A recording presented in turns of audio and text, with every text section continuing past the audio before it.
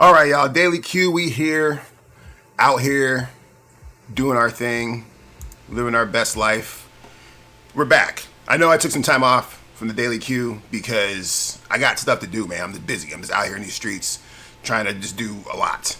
I'm just doing a lot. So please forgive me for not being here with the Daily Q on a daily basis.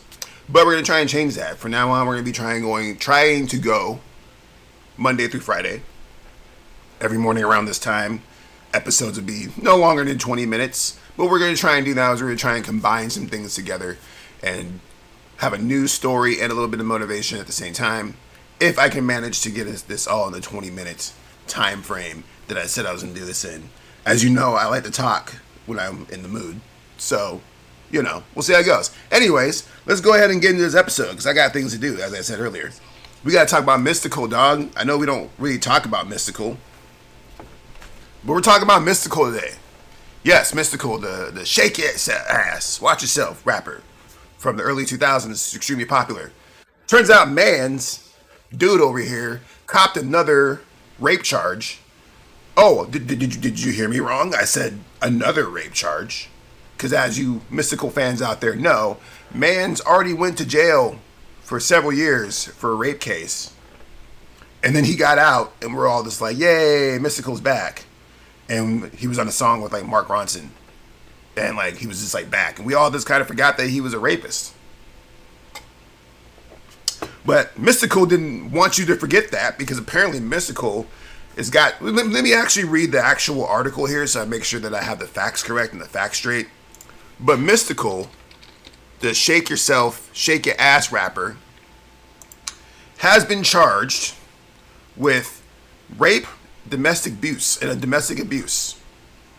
He is 51 years old, by the way, which is wild. I mean, we're getting old. So, that's kind of hard to swallow for me at 38. But Mystikal is 51 years old, catching this rape case. He is getting a first-degree rape, robbery, and domestic abuse, strangulation, false imprisonment, and simple criminal damage to property. I don't even know.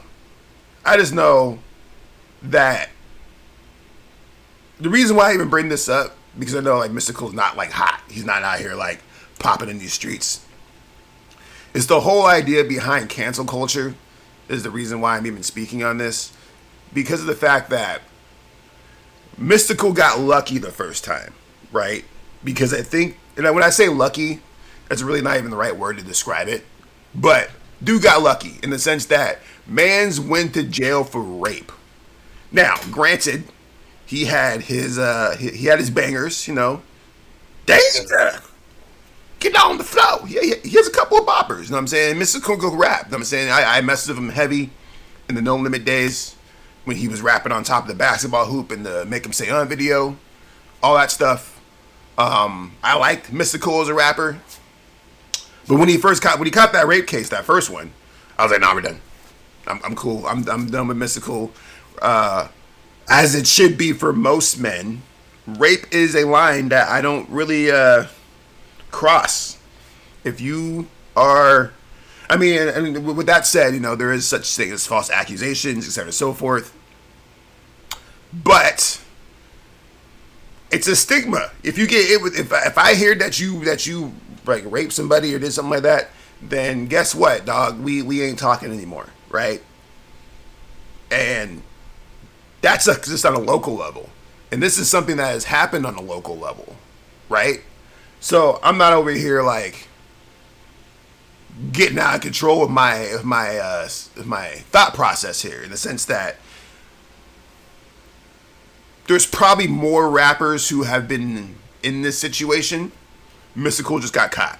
Doesn't matter to me. The fact that he did it back in the 2000s, whenever that was, early 2000s, he was done to me, right? Like I cut him off. I was like, I'm not messing with Mystikal anymore, right? And so when he got out of jail, right, and everybody's like, oh, Mystikal's out of jail, and then he hopped on a song with Mark Ronson, and it was like a banger, and he's like, I was confused. I was like, so is it because of the fact that he paid his time, did his penance? He still violated another person's like body. You know what I'm saying? So To me, there's never a return to grace on that. But seemingly, the world collectively, I'm not talking about you as the individual, I'm talking about the world, collectively decided, oh, Mystikal's back. We're gonna take that music and we're gonna accept Mystikal for what he is. Fine. Whatever. Right? Flash forward to now, Mans gets hit with another charge, which seems to be kind of similar to the previous charge that he got. And he's 51 years old. And he has multiple hit singles. Now, I don't know what his contracts are like. I don't know what his monies are like. I don't know what his finances are like. I don't know all that information. I just know that these are the facts that I see. That dude should be well off. He should be happy. He should be out there living his best life. He could be retired, getting royalty checks off that Mark Ronson joint for the rest of his life. But, obviously money's not everything, of course. Which I truly believe. Money's not everything. That's fair. And clearly, I'm guessing that the issues that he had with this person that he assaulted was probably a significant other. That's my guess. And as these details come out, I'll share them if I feel like they're necessary to be shared. But the point is that it's a boy who cries wolf scenario. It's like if R. Kelly got out of jail tomorrow, right? Let's say R. Kelly gets out tomorrow and he drops a new single with Doja Cat, which I don't think is likely, but let's say he comes out and he drops a new single with Doja Cat, right? Let's actually put some time on this. Let's say that 5 years have passed, right? 5 years of R. Kelly in jail. Somehow R. Kelly gets out of jail and he's like, oh, I'm back. And he drops a new single with Doja Cat. It's a banger. Nowadays, I believe that the cancel culture society would keep that song from being what it's supposed to be, right? R. Kelly's canceled. I might be wrong. Working with someone like Doja Cat is a really powerful cosign. That might change some perspectives on people. But the point is that he would be canceled collectively by the masses, right? So, if R. Kelly were to go ahead and do all the stuff that he was doing with those kids again, at what point in time are we like, right? Like, this is the same exact thing with Mystikal.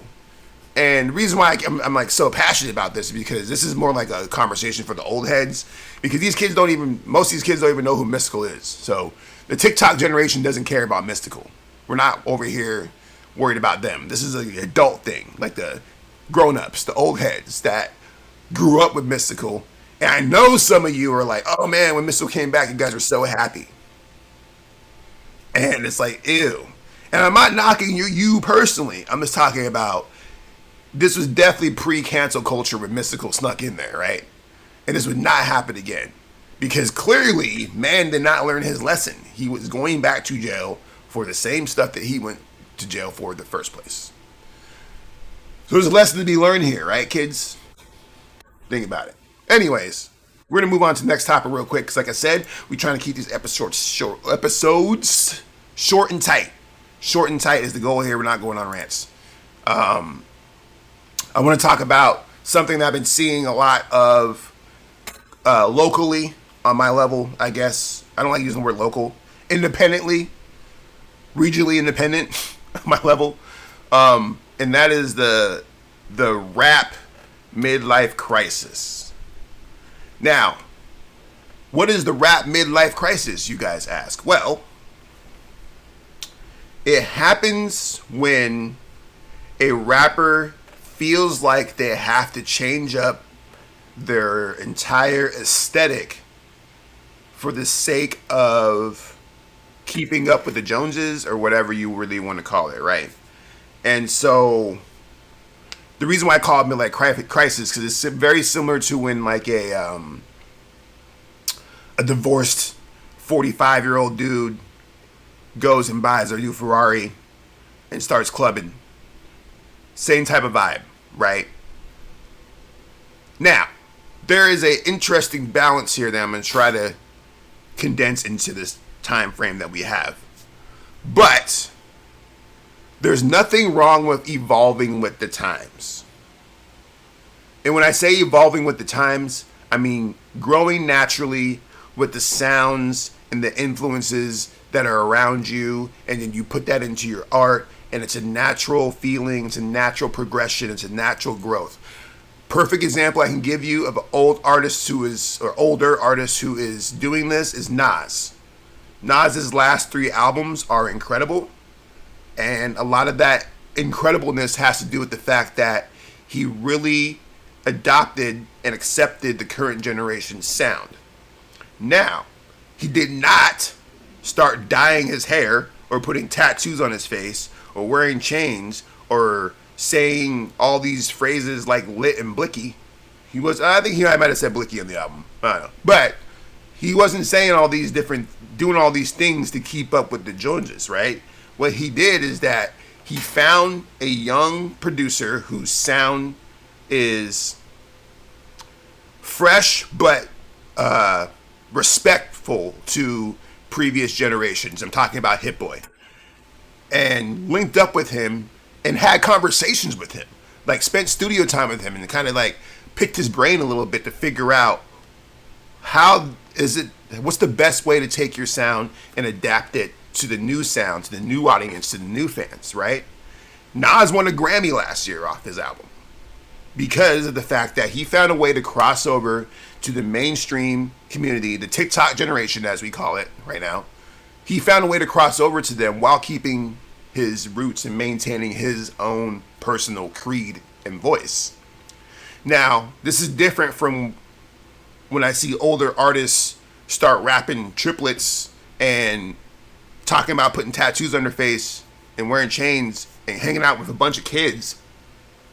I'm not talking about anybody in particular, because I know people be watching my videos and be like, well, who's he talking about? I'm not talking about anybody in particular. I'm just talking about things I've seen, right?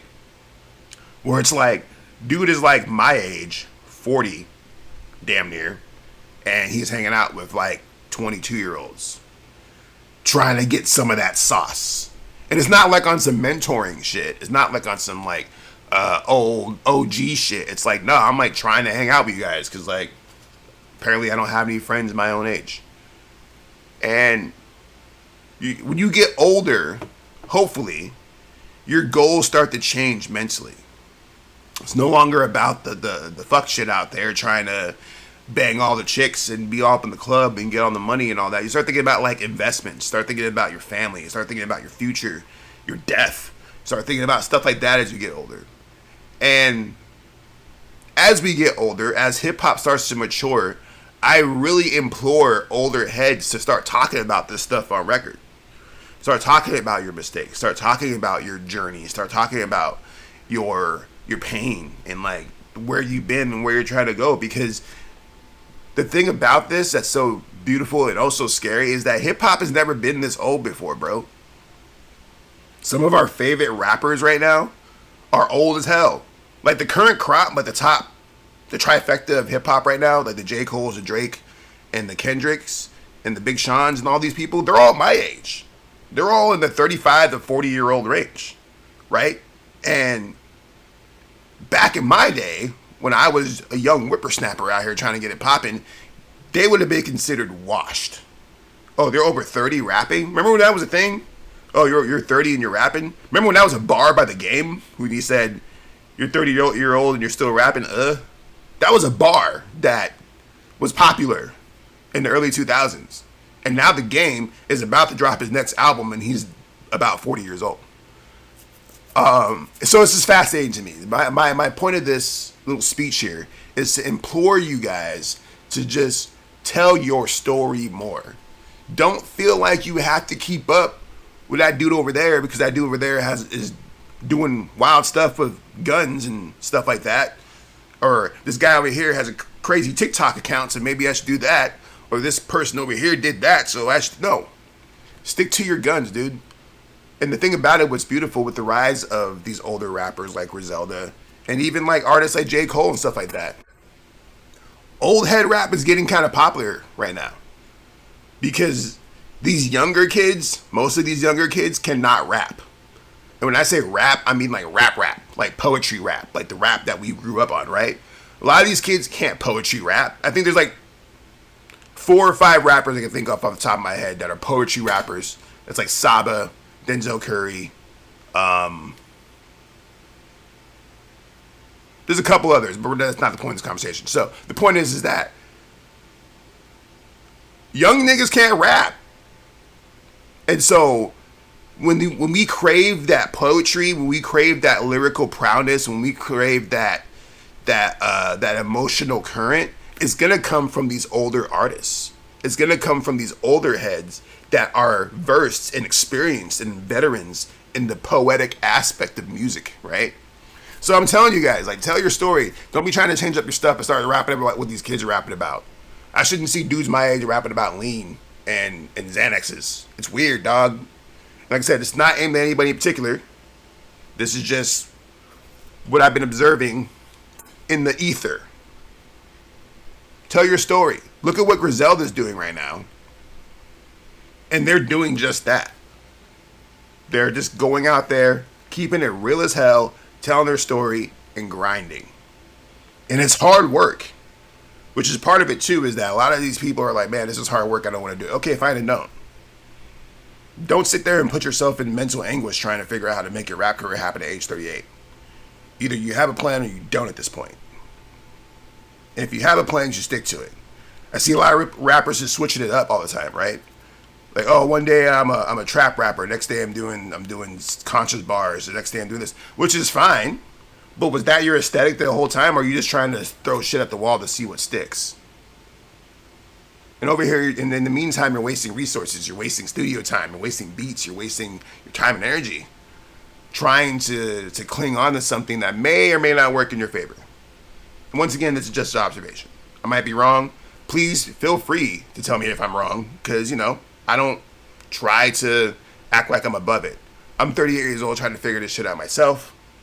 And I still make music. I just put out a brand new album, right? The Iridescent. But if you go listen to that album, it's some of the realest shit I rapped recently. Because all my stuff is the realest stuff I rap. Like, I never try to be like, oh man, that new Lil Uzi Vert song is tight. Let me rap like Uzi Vert in this song. This is not something I do. It's not something you know what I'm saying? But with all that said, I'm rooting for you guys.